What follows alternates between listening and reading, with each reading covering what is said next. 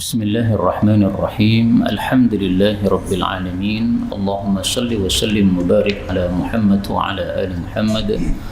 Allahumma anfa'na bima 'allamtana wa 'allimna ma yanfa'una wa zidna ilma wa barik lana fi ilmina warzuqna al-ikhlasa fil qawli wal 'amali kamila wa 'ilman nafi'an la yunsa wa tawfiqan daima wa sihhatan wa yaqinan wa 'afiyah. اللهم افتح لنا كل خير ويسر لنا كل أمور اللهم انصر المجاهدين وارحم المستضعفين ودمر أعداء الدين واطمس على أموالهم آمين يا رب العالمين.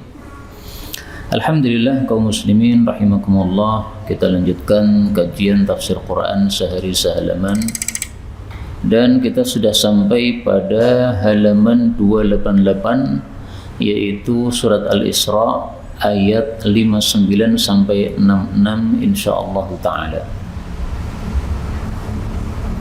Semestinya hari ini halaman 289, Pak. Tapi kemarin saya datang ke sini cuma ada 3 orang. Akhirnya libur nih. Jadi ternyata ustadznya lebih rajin daripada pendengarnya. Enggak apa-apa, saya kan bebas. Panjenengan mau libur boleh, ya mau masuk boleh, makanya saya datang nih. Baik, kita lanjutkan ya halaman 288. A'udzu billahi as-sami'il 'alim minasy syaithanir rajim min hamzihi wa nafthihi wa nafthihi. Wa ma mana'ana an nursila bil ayati illa an kadzdzab bihal awwalun wa atayna thamudan naqata mubsiratan fadhalamu biha wa ma nursilu bil ayati illa takhwifa. وَإِذْ قُلْنَا لَكَ إِنَّ رَبَّكَ أَحَاطَ بِالنَّاسِ وَمَا جَعَلْنَا الرُّؤْيَا الَّتِي أَرَيْنَاكَ إِلَّا فِتْنَةً لِلنَّاسِ وَالشَّجَرَةَ الْمَلْعُونَةَ فِي الْقُرْآنِ وَنُخَوِّفُهُمْ فَمَا يَزِيدُهُمْ إِلَّا طُغْيَانًا كَبِيرًا وَإِذْ قُلْنَا لِلْمَلَائِكَةِ اسْجُدُوا لِآدَمَ فَسَجَدُوا إِلَّا إِبْلِيسَ قال أسجد لمن خلقت طينا قال أريتك هذا الذي كرمت علي لئن أخرتني إلى يوم القيامة لأحتنكن ذريته إلا قليلا قال اذهب فمن تبعك منهم فإن جهنم جزاؤكم جزاء موفورا واستفزز من استطعت منهم بصوتك وأجلب عليهم بخيلك ورجلك وشاركهم في الأموال والأولاد وعدهم وما يعدهم الشيطان إلا غرورا إن عبادي ليس لك عليهم سلطان وكفى بربك وكيلا ربكم الذي يزجي لكم الفلك في البحر لتبتغوا من فضله إنه كان بكم رحيما. Alhamdulillahi rabbil alamin. Allahumma arhamna bil Qur'ani amin. Pada ayat-ayat yang kita baca ini ada beberapa kata yang bisa dibaca 2 bacaan. Yang pertama pada ayat 59 kadzdzaba biha. Ini ba ketemu ba boleh idgham menjadi kadzdzab biha. Kemudian ar-ru'ya sebagaimana biasa bisa dibaca ar-ru'ya menghilangkan hamzahnya. Al-Qur'an bisa dibaca al-Quran qiraah Ibnu Katsir. Lil malaikati bisa didhammah lil malaikatus judu. Kemudian asjudu, ini a yang pertama boleh dipanjangkan. Asjudu ini namanya bacaan idkhal. Dan ini mungkin baru saja saya jelaskan, dulu nggak pernah saya jelaskan. Kemudian ara'aitaka, ini hamzah kedua bisa dihapus menjadi araitaka.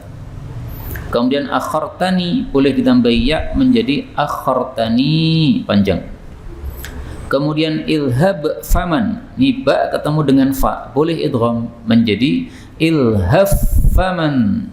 Dan ini lebih mudah ya, karena langsung digabung 1 huruf. Kemudian warajlika, ini jimnya boleh disukun menjadi warajlika. Dan ini semua adalah qiraah mutawatirah yang sumbernya dari Sayyidina Rasulullah sallallahu alaihi wasallam, maka semuanya bacaan yang benar, bebas dipilih mana saja yang mudah. Adapun tafsir ringkasnya, Allah Subhanahu wa taala mengatakan pada surat Al-Isra ayat 59, "Wa ma mana'ana," dan tidaklah mencegah kami Allah, an nursila, untuk mengirim, bil ayati, tanda-tanda kekuasaan Allah, illa, kecuali an kadzdzaba, bahwasanya mendustakan, biha, terhadap ayat-ayat tersebut, tanda-tanda tersebut, al-awwalun, umat-umat terdahulu. Contohnya siapa? Wa ataina, dan kami telah berikan Samuda, kepada kaum Samud, an-naqah, unta betina, mubsiratan, terang-terangan, ini sebagai mukjizat. Fadzalamu biha, lalu mereka berbuat zalim terhadap unta tadi. Wa ma nursilu bil ayat, dan tidaklah kami mengutus tanda-tanda kekuasaan Allah, mukjizat-mukjizat para nabi, illa takhwifa, kecuali untuk membikin rasa takut supaya mereka iman kepada Allah Subhanahu wa taala. Maksud ayat ini adalah bantahan untuk permintaan orang-orang kafir Quraisy. Orang-orang kafir Quraisy mengatakan, Muhammad itu kalau betul-betul nabi, tolong bawa mukjizat sebagaimana nabi-nabi terdahulu. Kalau Muhammad tidak bisa bawa mukjizat, mengubah gunung Mekah menjadi gunung emas dan sebagainya sesuai permintaan mereka, berarti Muhammad ini bukan nabi. Nah, itu perkataan orang-orang kafir Quraisy. Allah bantah dengan ayat ini, kami tidak mau mengirim tanda-tanda kekuasaan yang kamu minta itu kecuali gara-gara umat terdahulu pada mendustakan. Artinya apa? Umat-umat dulu begitu dikirim mukjizat tidak mau beriman, nekat kafir, maka dikirim siksa. Nah, Allah itu sudah menetapkan untuk umat Nabi Muhammad ini umat yang khusus, sehingga mereka tidak akan disiksa kecuali nanti kalau sudah masuk ke alam akhirat di neraka. Kalaupun ada siksa di dunia, itu siksanya siksaan kecil yang tidak sampai menghabiskan semuanya sebagaimana umat terdahulu. Nah, itulah maksudnya Allah tidak mau mengirim tanda kekuasaannya sesuai permintaan mereka supaya mereka tidak dibinasakan seperti umat terdahulu, dan karena memang mereka sudah ditetapkan tidak akan dibinasakan oleh Allah Subhanahu wa taala. Kemudian Allah kasih contoh mukjizat yang sudah diberikan kepada umat terdahulu. Nabi Saleh, wa ila Tsamud akhahum Salihah. Ya, Nabi Saleh diutus kepada kaum Tsamud. Kemudian dikasih onta. Onta ini onta mukjizat. Taunya dari mana? Dari ayat yang lain. Allah Subhanahu wa taala menyebutkan onta ini dengan istilah naqatallahi. Ontanya Allah Subhanahu wa taala. Hadhihi naqatullah. Ini adalah ontanya Allah, lakum ayatan, bagi kalian sebagai mukjizat. Mukjizatnya apa? Para ulama tafsir mengatakan ini onta keluar dari batu, dan ini sesuatu yang mustahil. Onta lahir dari batu, makanya ini disebut sebagai onta mukjizat. Nanti dicek pada surat Al-A'raf ayat 73. Ini kemukjizatan pertama onta. Yang kedua, onta itu meskipun satu ekor, tapi susunya bisa mencukupi seluruh kampung kaum Tsamud. Karena Allah suruh mereka untuk membagi sumur mereka untuk onta ini. Satu hari mereka minum dari sumur, satu hari mereka biarkan onta minum dari sumur tadi. Nah, di hari yang mereka tidak boleh ngambil air sumur, diganti oleh Allah susunya onta untuk seluruh kampung tadi sebagai ganti dari minum air. Nah, maka ini mukjizatnya berarti dua, ya. Keluar dari batu, kemudian bisa mencukupi satu kampung. Mana ada satu ekor onta cukup satu kampung? Tidak mungkin ada, ya. Selain ontanya Nabi Saleh alaihi salatu wassalam. Tapi apa yang mereka lakukan? Fadzalamu biha. Mereka berbuat zalim kepada onta tadi. Apa perbuatan zalimnya? Satu, mendustakan bahwa itu mukjizat, tidak percaya bahwa itu mukjizat. Yang kedua, mereka bunuh onta tadi. Dari mana taunya? Dari surat yang lain. Allah Subhanahu wa taala mengatakan bahwasanya fa'aqarun naqata. Fa'aqaru, lalu mereka menyembelih atau melukai an-naqata, onta tersebut, wa'atau an amri rabbihim, dan mereka melampaui batas terhadap perintah Allah Subhanahu wa taala. Nah, inilah makna kezaliman mereka terhadap ontanya Nabi Saleh alaihi salatu wassalam. Kemudian Allah katakan di sini bahwa Allah kalau kirimkan ayat-ayat, mukjizat-mukjizat atau tanda-tanda kekuasaan Allah, itu tujuannya supaya membuat takut manusia, supaya kemudian taat kepada Allah. Contohnya misalnya apa? Untuk masa sekarang misalnya adalah gerhana. Ini tanda kekuasaan Allah. Nah, gerhana dimunculkan oleh Allah ini supaya kita muncul rasa takut kepada Allah, sehingga kita kemudian taat kepada Allah Subhanahu wa ta'ala. Rasulullah bersabda tentang gerhana, bahwasanya gerhana itu ayatani, dua tanda min ayatillah, dari tanda-tanda kekuasaan Allah, yukhawwifullah bihima ibadah. Allah menakut-nakuti kepada hambanya dengan dua tanda tadi. Fa idza ra'aitum dzalik, kalau melihat gerhana, fasallu, salat, wad'u, doa, hatta yankashifa bikum, sampai gerhananya tersingkap. Nah, maka inilah dalil salat gerhana bulan dan gerhana matahari. Meskipun Rasulullah hanya melakukan satu kali salat gerhana matahari total, tapi gerhana bulan pun tetap disunahkan untuk salat gerhana berdasarkan sabda ini, asy-syamsa wal qamar. Ada gerhana matahari, ada gerhana bulan. 60. Wa'il, dan ingatlah ketika qulna, kami berkata, laka, kepada engkau wahai Nabi sallallahu alaihi wasallam, inna, sesungguhnya Rabbaka, pemeliharamu, ahata, telah meliputi bin nasi, semua manusia, yaitu dengan kekuasaannya. Wa ma ja'alna, dan tidaklah kami menjadikan ar-ru'ya, mimpi, allati arainaka, yang kami perlihatkan kepada engkau, illa, kecuali fitnatal linnas, sebagai ujian bagi manusia, wasyajarata, dan pohon al-mal'unata, yang terlaknat, fil Quran, yang disebutkan di dalam Al-Quran, yaitu pohon zakum. Wa nukhawwifuhum, dan kami bikin takut kepada mereka, fama yaziduhum, maka tidaklah menambah kepada mereka, illa tughyanan kabira, kecuali tambah melampaui batas yang banyak. Kaum muslimin rahimani wa rahimakumullah, ini ayat bicara tentang beberapa hal. Yang pertama, Allah katakan kepada Nabi, sesungguhnya Allah sudah meliputi manusia. Maksudnya semua manusia ini di bawah kekuasaan Allah. Sehingga maksudnya Allah adalah tidak mungkin mereka bisa mencederai kamu tanpa izin dari kami. Dengan kata lain, kamu lanjutkan dakwah, tidak usah takut, karena semua manusia ini di bawah genggaman Allah. Kamu pasti saya jaga dari keburukan manusia. Dan itu disebutkan oleh Allah secara tegas pada surat yang lain. Pada surat Al-Maidah ayat 67. Wallahu ya'simuka minan nas. Allah itu akan menjaga engkau dari manusia, sehingga tidak mungkin Nabi bisa dibunuh oleh umatnya, tidak mungkin. Nabi Muhammad SAW. Maka sejak turun ayat tadi surat Al-Maidah, maka Nabi sudah tidak dijaga oleh siapa-siapa lagi. Beliau di mana-mana sendiri, tidak pernah ada sahabat Nabi yang menjaga beliau. Adapun di sini ar-ru'ya, tadi saya artikan mimpi, itu karena terjemahan ru'ya secara bahasa memang mimpi. Tapi sebenarnya yang dimaksud di sini bukan mimpi yang biasa kita alami itu. Mimpi yang kita alami kan dalam tidur kan. Nah, ru'ya di sini bukan mimpi tidur itu, tapi adalah penglihatan yang dilihat oleh Nabi pada saat Isra dan Mi'raj. Dan itu bukan mimpi. Itu beliau betul-betul naik badan beliau ke langit. Awalnya dari Mekah menuju ke Baitul Maqdis, dari Baitul Maqdis kemudian ke langit. Nah, ini Isra sama Mi'raj. Nah, itulah yang dimaksud ar-ru'ya. Kamu alami mimpi yang kalau orang mengatakan mimpi tapi sebenarnya bukan mimpi, itu betul-betul kejadian, terjadi betul-betul. Itu kami jadikan untuk kamu supaya fitnatal linnas, menjadi ujian bagi manusia. Ada yang dengan sebab Isra Mi'raj itu tambah beriman seperti Abu Bakar. Ada yang dengan sebab Isra Mi'raj maka jadi murtad. Jadi setelah Nabi turun dari langit kemudian cerita tadi malam saya Isra Mi'raj, nah itu ada beberapa orang kemudian murtad.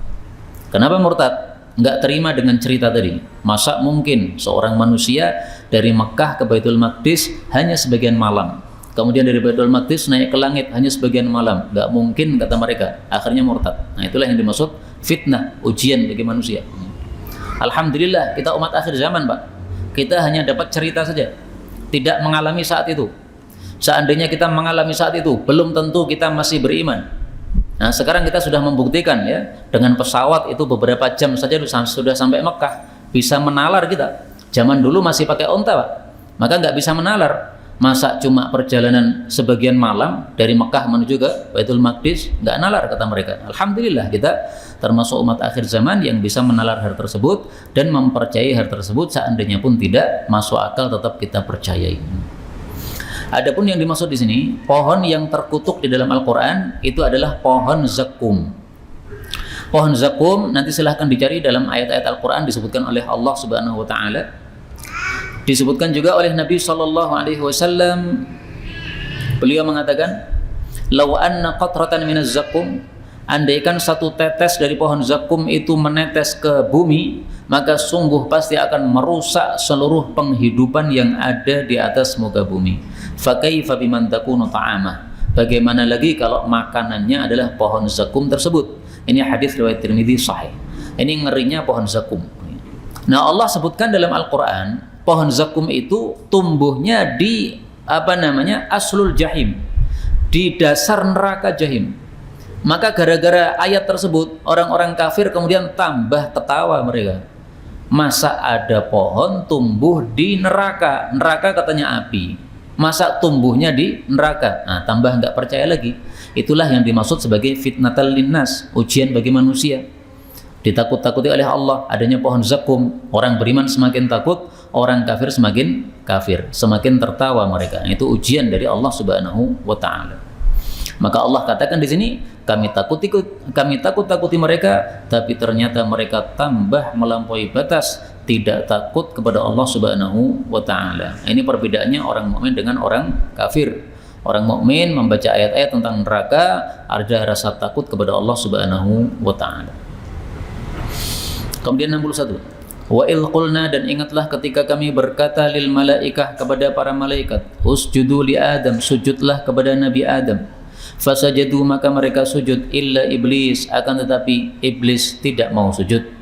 Qala, iblis berkata, asjudu, apakah saya sujud, liman khalaqta tina, kepada orang yang engkau ciptakan dari tanah. Nah, ini kejadian di masa lalu. Nabi Adam alaihissalatu wassalam diciptakan oleh Allah dengan tangannya Allah Subhanahu Wa Taala. Kemudian Allah suruh malaikat sujud kepada Nabi Adam untuk menghormat. Ternyata semuanya taat, tetapi iblis tidak mau taat. Di sini ada beberapa masalah, Pak. Masalah yang pertama, usjudu li Adam, sujudlah kepada Nabi Adam. Ini bukan untuk menyembah, tapi untuk menghormat. Dulu menghormat kepada orang lain dengan cara sujud diperbolehkan, tapi sekarang di umat Nabi Muhammad sallallahu alaihi wasallam sudah dihapus hukumnya, tidak boleh lagi seseorang sujud kepada selain Allah Subhanahu wa taala. Haram. Rasulullah bersabda, "Lau amartu ahadan," kalau saya boleh menyuruh seseorang sujud kepada orang lain, pasti saya suruh sujud seorang istri kepada suaminya. Tapi karena nggak boleh, maka tidak disuruh oleh Nabi Sallallahu Alaihi Wasallam. Ini hadis riwayat Ibnu Majah dan yang lain-lain. Yang kedua, di sini illa iblis tadi saya artikan akan tetapi iblis. Padahal kata-kata illa biasanya diartikan apa? Kecuali. Kenapa di sini diartikan akan tetapi? Begini, kalau iblis itu termasuk malaikat, maka berarti illa iblis ini benar diartikan kecuali iblis, ya. Seluruh malaikat sujud kecuali satu dari mereka, yaitu iblis. Tapi kalau iblis ini bukan termasuk dari malaikat, maka illa di sini artinya akan tetapi. Seluruh malaikat sujud, akan tetapi iblis yang bukan termasuk dari malaikat tidak mau sujud. Nah, iblis ini juga disuruh sujud padahal bukan termasuk malaikat, karena dia hidupnya bersama para malaikat di surga. Nabi Adam kan dimasukkan surga kan awalnya kan. Nah, terus malaikat-malaikat yang di surga dan juga iblis di surga semuanya disuruh sujud kepada Nabi Adam. Ini iblis tidak mau. Nah, apa dalilnya bahwasanya iblis itu bukan dari malaikat? Mari saya tampilkan dalilnya. Kana minal jinni. Kana adalah iblis itu minal jinni, termasuk kalangan jin.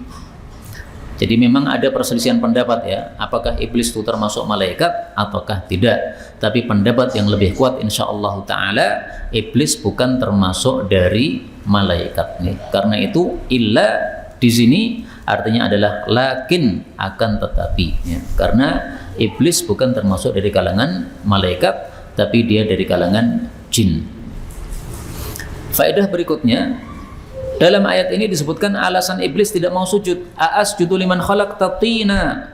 Apakah pantas saya sujud kepada orang yang engkau ciptakan dari tanah? Maksudnya iblis, saya lebih baik daripada Adam. Dan itu disebutkan pada surat Al-A'raf ayat 12. Ana khairum minhu, saya lebih baik dari Adam. Engkau ciptakan dia dari api, sementara engkau ciptakan saya dari api, sementara engkau ciptakan dia dari tanah. Nah, maka dari sini kita ambil pelajaran bahwasanya orang yang pertama kali melakukan kesombongan itu adalah iblis. Dan iblis melakukan kesombongan, diusir dari Allah, dari surga. Maka Rasulullah bersabda, la yadkhulul jannata man kana fi qalbihi mithqalu dzarratin min kibr. Tidak masuk surga orang yang dalam hatinya ada sekecil seberat dzarrah berupa sombong. Nah, maka hati-hati, sombong dalam hati menyebabkan tidak masuk surga. Kata-kata tidak masuk surga artinya dia harus masuk ke dalam neraka dulu, meskipun nanti akhirnya tetap masuk surga kalau dia muslim, tapi harus mampir di neraka dulu, nggak tahu berapa lama nih. Na'udzubillahi min syarri dzalik. 62. Qala, Allah mengatakan, ara'aitaka. Qala ini bukan Allah ya, ini iblis. Qala, iblis mengatakan, ara'aitaka, apa pendapatmu? Hadzal ladzi karramta alayya. Orang ini yaitu Nabi Adam yang engkau muliakan terhadap saya. La in akhartani, kalau engkau memundurkan saya ila yaumil qiyamah, sampai hari kiamat, yaitu tidak mati sampai kiamat, la ahtanikanna dzurriyyatahu. La ahtanikanna, sungguh-sungguh akan saya sesatkan dzurriyyatahu, keturunan-keturunannya Nabi Adam, illa qalila, kecuali sedikit saja. Jadi iblis berjanji, kalau saya engkau kabulkan, dikasih usia panjang sampai kiamat, maka saya janji semua keturunan manusia Nabi Adam ini akan saya sesatkan. Kata iblis, illa qalila, kecuali sedikit. Dan ini terbukti. Mana lebih banyak, muslim atau kafir? Lebih banyak orang kafir. Rasulullah saja mengatakan, ibarat orang muslim dengan orang kafir itu seperti satu helai bulu ya, yang berwarna putih pada tubuhnya kerbau atau sapi yang berwarna hitam. Satu helai dibandingkan dengan bulu-bulu yang lain, itu berapa kali lipatnya itu. Dalam hadis yang lain disebutkan juga ba'tsun nar, yang masuk neraka itu adalah dari 1000, ini semuanya masuk neraka kecuali satu masuk surga. Jadi 1 banding 1000 yang masuk surga dengan yang masuk neraka. Na'udzubillahi min syarri dzalik. Mudah-mudahan semua kita masuk surga tanpa hisab, tanpa adab. Amin ya rabbal alamin. Kemudian Allah mengatakan, qala, Allah berkata, ilhab, pergilah engkau wahai iblis, faman tabi'aka, maka barang siapa yang mengikuti engkau, minhum, dari mereka keturunan Nabi Adam, fa inna jahannama, maka sesungguhnya neraka jahannam, jazaukum, adalah balasan kalian, jazaa'an mawfura, balasan yang disempurnakan. Pergilah engkau ini bukan berarti maksudnya diusir, bukan ya, tapi maksudnya adalah idhab li sya'nikal ladzi ikhtartahu, silahkan kamu pergi sesuai apa yang kamu inginkan, saya sudah kabulkan permintaan kamu. Demikian ditafsirkan oleh para ulama. Jadi idhab ini maksudnya silahkan. Qala idhab, ya udah silahkan, ya, silahkan sana, sesuai keinginanmu sana. Tapi nanti kalau ada yang mengikuti kamu di antara mereka, maka dia akan masuk ke dalam neraka jahannam sebagai balasan yang disempurnakan oleh Allah Subhanahu wa taala. Kaum muslimin rahimani wa rahimakumullah. Yang disebut penghuni neraka jahannam itu maksudnya yang kekal. Jadi maksudnya yang tabi'aka, mengikuti iblis sampai kekal dalam neraka jahannam, itu adalah yang kafir saja kepada Allah Subhanahu wa taala. Sebagaimana kaidah yang sudah sering saya ulang-ulangkan, tidak kekal di neraka selain orang kafir. Maka berarti kalau yang dimaksud di sini fa inna jahannam ini adalah kekal di neraka, berarti tabi'aka ini maksudnya mengikuti sampai kafir. Adapun mengikuti iblis tapi tidak sampai kafir, maka hanya mampir di neraka. Jadi bedanya, kalau mengikuti sampai kafir maka berarti dia kekal, Kalau mengikuti tidak sampai kafir, maka dia hanya mampir di neraka. Ini tolong kaidah ini dipahami betul-betul supaya kita tidak salah dalam menjelaskan dalil-dalil yang lain. Karena banyak sekali hadis-hadis yang bicara di neraka, di neraka, di neraka, tapi tidak semua orang bisa memahami apa maksudnya. Saya kasih contoh nih. Rasulullah sallallahu alaihi wasallam bersabda, "Idzal taqal musliman," kalau ada dua orang muslim berperang pakai pedang masing-masing, maka yang membunuh dengan yang dibunuh semuanya di neraka. Nah, perkataan di neraka ini maksudnya apa ini? Kekal atau tidak? Membunuh ini bukan kafir, membunuh ini dosa besar. Dosa besar itu masih bisa diampuni. Kalau masih bisa diampuni, berarti masih bisa masuk surga. Maka Allah Subhanahu wa taala mengatakan, "Innallaha la yaghfiru ay yushraka bihi." Allah tidak mau mengampuni dosa syirik, mati musyrik enggak bisa. Diampuni enggak bisa. Wa yaghfiru ma duna dzalik. Tapi selain itu masih bisa diampuni oleh Allah Subhanahu wa taala. Nah, maka berarti ini finnar tadi ya. Orang yang saling membunuh sesama muslim itu masuk neraka, ini bukan berarti kekal di neraka. Kalau kita katakan kekal di neraka, berarti nanti akan bertentangan dengan ayat-ayat atau dalil-dalil yang lain yang menunjukkan bahwa yang kekal hanya orang-orang kafir saja. Tapi ini bukan berarti silahkan kayak kita kaum muslimin saling perang, bukan gitu ya. Tapi maksudnya mendudukkan dalil supaya kita paham bahwa yang dimaksud di sini hanyalah orang-orang kafir saja yang kekal di neraka. 64. Wastafziz man istata'ta minhum bisautik, dan hasutlah siapapun orang yang engkau mampu minhum dari mereka, yaitu keturunan Nabi Adam, bisautika dengan suara engkau, wa ajlib alaihim, dan kerahkanlah kepada mereka keturunan Nabi Adam, bi khailika, pasukan berkuda kamu, wa rajilika, dan pasukan pejalan kaki kamu, wa syarikhum, dan serikatilah mereka, fil amwali, dalam masalah harta-harta, wal auladi, dan anak-anak, wa'idhum, dan berikanlah angan-angan kepada mereka, wa ma ya'iduhumus syaitan, dan tidaklah setan memberikan angan-angan kepada mereka, illa ghurura, kecuali tipuan belaka. Ini perkataan Allah kepada iblis. Istafziz man istata'ta, silahkan kamu hasut siapapun yang kamu mampu. Maka iblis itu selalu membisiki manusia, menghasut manusia, karena memang diizinkan oleh Allah Subhanahu wa taala. Dan ini bukan berarti Allah itu kejam kepada manusia, mempersiapkan iblis untuk kita, bukan. Tapi ini untuk ujian kepada kita, Pak.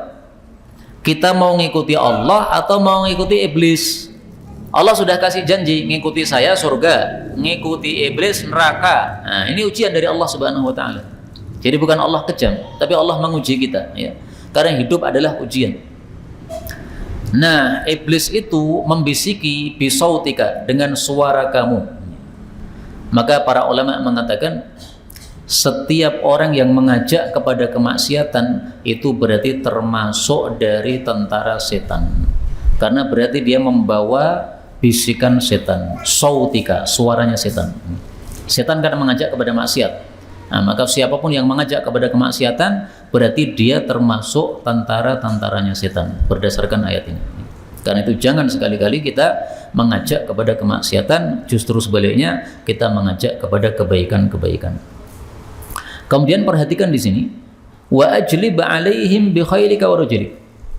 Setan disuruh mengerahkan pasukannya. Ada yang berjalan kaki, ada yang berkuda. Ini maksudnya bermacam-macam pasukannya. Nah, tentang pasukan setan ini, pasukan iblis ini disebutkan oleh Nabi sallallahu alaihi wasallam dalam satu hadis yang sahih.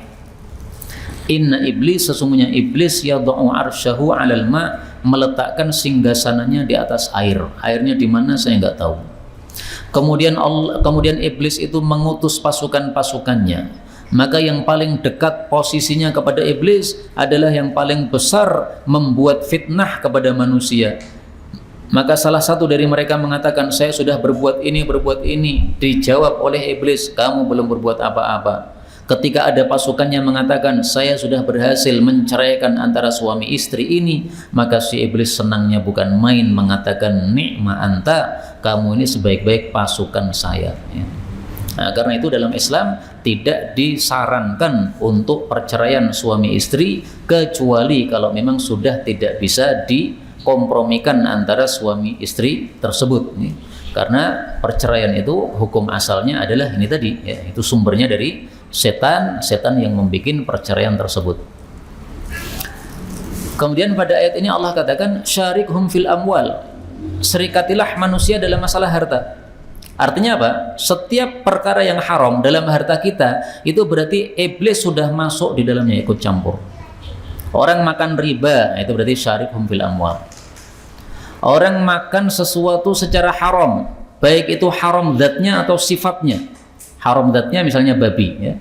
Haram sifatnya misalnya mencuri ayam. Ayamnya halal, tapi sifatnya karena caranya mengambil adalah haram, maka menjadi haram. Nah, itu semuanya termasuk dari perserikatan iblis dalam harta manusia.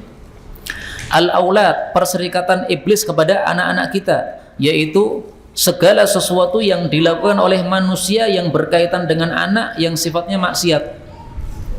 Kasih anak mainannya maksiat. Misalnya ya, kasih anak HP misalnya. Kemudian HP isinya tidak diatur oleh orang tuanya. Akhirnya digunakan untuk maksiat oleh anaknya tadi. Membuka sesuatu yang semestinya tidak dibuka oleh anak-anak, ya. Kemudian dibuka oleh mereka. Nah, maksiat ini. Ini setan sebenarnya ini. Demikian juga ketika terjadi anak zina. Nah, ini setan ini. Setan yang apa? Membikin atau merasuk kepada manusia sehingga mengganggu dalam masalah harta maupun masalah anak-anak. Karena itu mari kita lazimkan setiap malam untuk memberikan perlindungan kepada anak-anak kita dari setan. Ini termasuk sunnah Nabi yang jarang, Pak. Mari kita hidupkan sunnah ini, ya. Rasulullah itu biasa memberikan doa perlindungan kepada cucunya Hasan dan Husain. Apa itu doanya? U'idhukuma bikalimatillahi tammati min kulli syaitanin wa hammatin wa min kulli ainin lammatin. Kata beliau, ini biasa dibaca oleh Nabi Ibrahim untuk memberikan perlindungan kepada Ismail dan Ishak. Ini hadisnya sahih riwayat Abu Dawud. Baik, kita baca ya. U'idhukuma bikalimatillahi tammati min kulli syaitan wa hammah wa min kulli ainin lammah. Ini doanya panjang. Kalau panjenengan mau ringkas, u'idzukum bikalimatillahi tammati min kulli syaitan juga boleh. Tapi kalau mau lengkap ini wahammatin wa min kulli ainin lammatin, ya, ini doa dibaca setiap malam boleh, setiap pagi boleh. Intinya untuk memberikan perlindungan kepada anak-anak kita dari perlindungan Allah Subhanahu wa ta'ala. Ini hadis riwayat siapa? Abu Dawud rahimahullahu ta'ala. Kemudian di sini disebutkan, dan berilah angan-angan kepada manusia, dan setan itu tidak ngasih angan-angan kecuali hanya tipuan saja. Contohnya apa? Misalnya setan mengatakan, kamu bisnis pakai ini saja, ini adalah nanti hasilnya besar. Ternyata dia bisnis tersebut bukan hasilnya besar, tapi malah bisnisnya hancur, tur haram sekaligus, ya. Jadi sudah bisnisnya hancur dan dia mendapatkan dosa. Nah, itu contoh dari wa ma ya'iduhumus syaitanu illa ghurura. Dia bisikkan, dia hias-hiasi seolah-olah baik, ternyata tidak baik, akhirnya malah menghancurkan kepada dunia dan akhirat dia. Allah katakan, inna ibadi, sesungguhnya hamba-hambaku yang baik, laisa laka, tidak ada bagimu wahai setan, alaihim, atas mereka, sultan, kekuasaan, wa kafa bi rabbika, dan cukup pemeliharamu itu, wakila, sebagai pengurus atau penjaga. Yang dimaksud ibadi, hamba-hambaku, ini hamba-hamba yang baik. Istilah ibadi itu berbeda dengan ibadulli. Ibadi, hamba-hambaku. Ibadulli, hamba-hamba milikku. Ini berbeda. Untuk ibadi langsung ya, ini maksudnya hamba-hamba yang baik. Saya kasih contoh yang lain ya. Allah Subhanahu wa taala mengatakan, "Fabashshir ibadi." Berilah kabar gembira kepada hamba-hambaku. Siapa mereka? Alladzina yastami'una al-qawla fayattabi'una ahsanah. Orang-orang yang mendengarkan ucapan dan mengikuti yang terbaik. Ini berarti orang hamba-hamba yang baik. Tapi kalau orang kafir itu tidak sebut ibadi, tapi ibadalli. Seperti pada awal surat Al-Isra kemarin ya. Pada ayat yang kelima, ibadallana. Allah tidak mengatakan ibadana, tapi ibadan lana, ada tambahan lamnya. Itu karena orang-orang kafir. Nah, demikian juga di sini. Nah, maka ibadi ini maksudnya adalah hamba-hamba Allah yang baik. Nah, mudah-mudahan semua kita termasuk hamba-hamba Allah yang baik ini, sehingga tidak bisa diganggu oleh setan. Nah, sifat-sifat hamba-hamba Allah yang baik yang tidak diganggu oleh setan ini nanti silahkan lihat pada surat Al-Furqan ayat-ayat terakhir. Satu rukuk terakhir itu adalah sifat-sifat Allah, sifat-sifat hamba-hamba Allah yang baik-baik. Terakhir, Allah mengatakan Rabbukum, pemelihara kalian adalah alladzi, dzat yang yuzji, telah menggiring lakum kepada kalian al-fulka, kapal fil bahri, di laut, litabtaghu, supaya kalian mencari min fadlihi, dari karunia Allah. Innahu, sesungguhnya dia Allah, kana, adalah bikum, bagi kalian, rahima, maha penyayang. Jadi ini termasuk rahmat Allah kepada manusia. Allah siapkan untuk manusia kapal sehingga mereka bisa tabtaghu min fadlih, mencari karunia Allah dengan kapal tadi. Misalnya apa? Cari ikan di laut. Misalnya lagi bisnis tapi melewati jalur laut ya. Kemudian barangnya dibawa lewat laut. Maka ini menunjukkan bolehnya kita bisnis dengan kapal atau lewat laut. Adapun hadis yang melarang tidak boleh naik kapal kecuali orang haji atau umrah, itu tidak sahih. La yarkabul bahra, jangan naik laut, maksudnya jangan naik kapal di atas laut. Illa hajjun, kecuali satu orang haji, au mu'tamirun, atau orang umrah, au ghazin, atau orang yang berperang fi sabilillah. Selain tiga ini enggak boleh. Bisnis lewat kapal haram berdasarkan hadis ini. Fa inna tahtal bahri naron. Kenapa dilarang? Karena di bawah laut itu ada api. Wa tahtan nari bahron. Lalu di bawah api ada laut lagi. Ini hadis riwayat Abu Dawud, derajatnya dhaif. Tapi saya ingin jelaskan, meskipun derajatnya dhaif, konon penelitian mengatakan laut itu kalau kita masuk ke dalam, nanti di bawah itu ada api. Wallahu a'lam. Dan itu diungkapkan oleh Allah pada salah satu ayat Al-Quran, pada surat At-Tur. Wal bahril masjur, demi laut yang dinyalakan. Perhatikan kalimatnya, demi laut yang dinyalakan. Namanya dinyalakan tuh pasti pakai apa? Api. Nah, maka ini ayat menunjukkan bahwa memang di bawah laut sana itu ada apinya. Hanya saja hadis yang melarang tadi, tidak boleh naik kapal kecuali haji, umrah, dan orang yang perang, ini hadis yang tidak sahih. Sehingga silahkan kalau panjenengan mau naik kapal, baik untuk bisnis maupun yang lain-lainnya, urusan dunia, urusan agama, semuanya diperbolehkan insyaallah ta'ala. Ini yang dapat kita pelajari betul dari Allah. Kalaupun ada salahnya, fa astaghfirullahaladzim li wa lakum. Sisa waktu kalau ada pembahasan dipersilahkan.